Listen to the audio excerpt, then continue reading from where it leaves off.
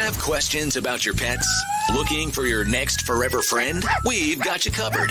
This is Pet Connection with Energy 95.3. Now, here's Erik Fox.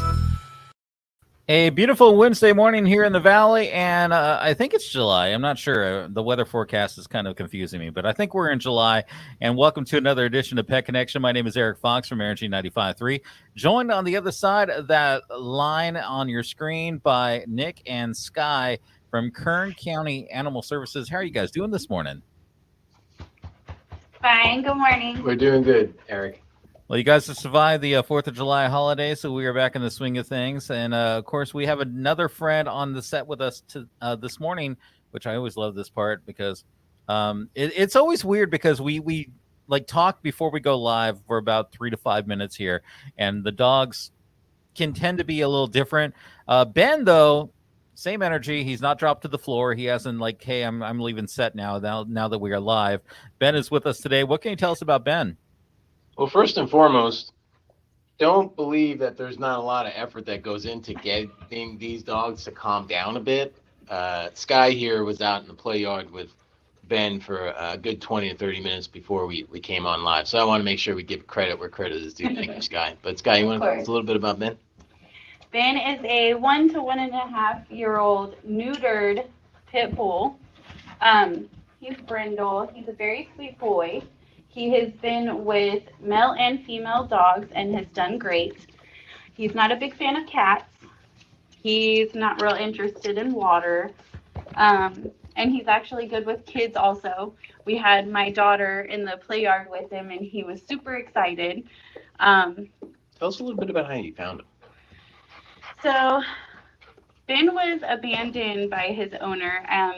From the signs that were posted on the house, it looked like the owner had been evicted, and she had left Ben behind. The neighbors took care of him for about 2 weeks till they finally called us. So I went and picked Ben up. He had been on a chain pretty much his whole life. Brought him to the shelter. He's gotten tons of attention from my sister, volunteers, and myself, my daughter. He's a very sweet boy. Everybody likes to go and play with him in the play yard. I think that's beautiful that, just how much love he has to give. He just did not have someone who give him the love that he needed. And that's what we kind of really need for Ben, right? Yes. Absolutely. He deserves it. He's a good boy, and he needs a second chance. I love that. We do have the information right there on the screen for Ben. It's A115-1428. And Skye, I wish people could kind of see the emails that I get before we go live on these things, because I love this one thing that you put on there. He's not a fan of pickles, but loves him a cheeseburger. Can you tell us about that? When I actually picked him up, we had to do a 48-hour pre-seizure on him to give the owner a second chance to come get him. So when I showed back up to pick him up, we went to McDonald's, and I got him a cheeseburger before bringing him to the shelter, and he ate it all but spit out the pickles.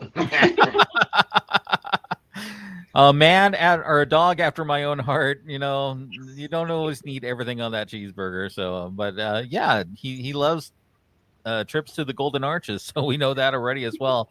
So you're saying not good with cats, but he's been just fine with other dogs, right? Yeah, so we have a few cats that live on property. So walking dogs out to the play yard, you kind of get a chance to see if they're gonna try to dart for the cats or pay them no mind. And he tried to dart for the cats. So we're just going to go ahead and say he's not going to do well with cats. He did play with a female dog in the play yard, and they did great. And he's actually in a kennel with another male dog, so he has a buddy, and they play and are great together. And you see a lot of energy, a lot of activity. We're talking about a year and a half, so still kind of in that puppy energy stage, right? Yeah, he's high energy. Like Skye said, he's only about a year and a half old, so he's a puppy, in my opinion, and he's going to require a lot of effort to keep him active outdoors. As we all know, hopefully we all know by now, if you're watching some of the Pet Connection episodes, a dog that's high energy, they are not afforded the ability to be active. They can become destructive in your house, and they can become problematic, and that's a lot of the reason why we sometimes see people give up on dogs, because they're so destructive. Well, the destructiveness comes from an inability to express their normal behavior, which pup like Ben is active. He needs to be active. He needs to be taken out on walks, expel that energy. He needs to be athletic and engaged in some of the activities to keep him healthy and happy. So if you have an active lifestyle, it's perfect. Yeah, he does walk really good on a leash. He is just super curious about everything, so he does want to stop and check everything out, but he doesn't pull too bad. Maybe if he was walked on a leash a little more often, he'd calm down a little on the leash, but he's super curious about everything. It's that toddler energy. You know, humans have it and dogs have it as well. Once again, we do have the information on the screen. Ben is who we have join us today with Nick and Skye on set. A115-1428, 1-year-old neutered male. And Scott and Ben's ready to go home today, right? Yeah, he's already neutered. He's ready to go. If you want to come check him out, come to the Kern County Animal Shelter. We'll be open from 2 p.m. until 7 p.m. today. You can just come up and say, we want to see Ben, and we'll perform a meet and greet if that works for you, and you can take him home today. Love that. So let's talk about some other things going on because you guys are always busy. I don't think you guys ever have a downtime. You guys got some great events coming up later on this month. Can you tell us about that? Yeah, we have a couple of adoption events, July 21st through the 23rd. That's a Thursday, Friday, and Saturday. We kind of have back-to-back adoption events going on. The first one is going to be an adoption event that's sponsored by Assemblyman Vince Fong. Every year, Assemblyman Vince Fong pays for the adoptions of 100 shelter pets.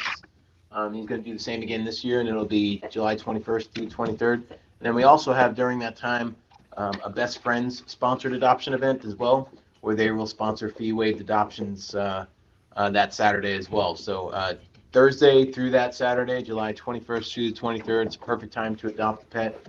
We need the support. There are quite literally hundreds of dogs in the Kern County Animal Shelter that need a home. So it's a good opportunity to come out and see what's available and make a connection with your next family pet. Always great event, and thank you for everyone who is involved with that. I mentioned it at the start of the episode here. It has not felt like July weather-wise, but next week we're going to start getting a little taste of that summer heat that we have here in the Valley. I think it's a good time to maybe remind some things that pet owners, pet parents, as I call them, need to remember as the summer heat really hits. Yeah, we always want to keep in mind that the sometimes the things that we take for granted, the protections that we have from heat exhaustion or just from injury as a result of high temperatures, don't necessarily apply to dogs. For example, they don't wear shoes. Well, I mean, most dogs don't wear shoes. I have seen some people. Don't judge me. That have shoes for their dog.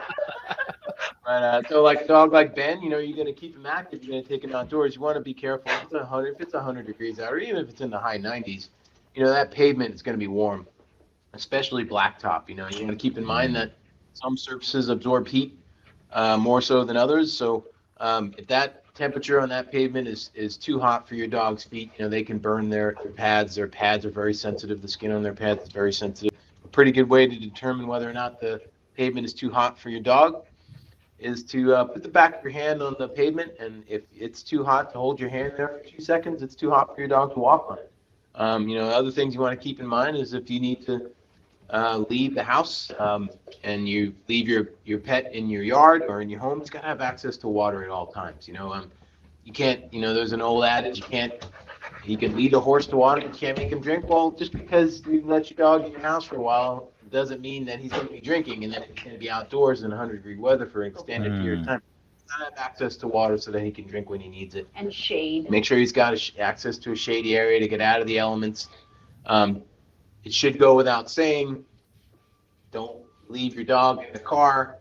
Don't leave your kids in the car, but also don't leave your dogs in the car. Every single year in Kern County, we see it. Folks think that it'll be okay just to run into the grocery store right quick and, leave your dog in the car. It's not okay. It only takes a matter of minutes to do irreversible damage to your pet. So you want to keep all those things in mind. Unfortunately, we live in a valley where temperature is an issue. Keep that in mind when you have your pet.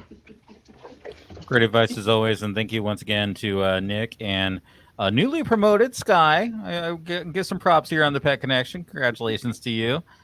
Ben is our set mate today, who has been in pretty much exploring. Ben's a toddler, so Ben's exploring. Ben's let me just get myself off the screen. Ben, there you go. Ben's a good dog. Yes, he.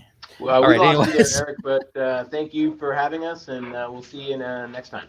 Absolutely. Let's get that information one more time before we wrap here. Ben, A115-1428, definitely needs to get a home, and let's get him a home today.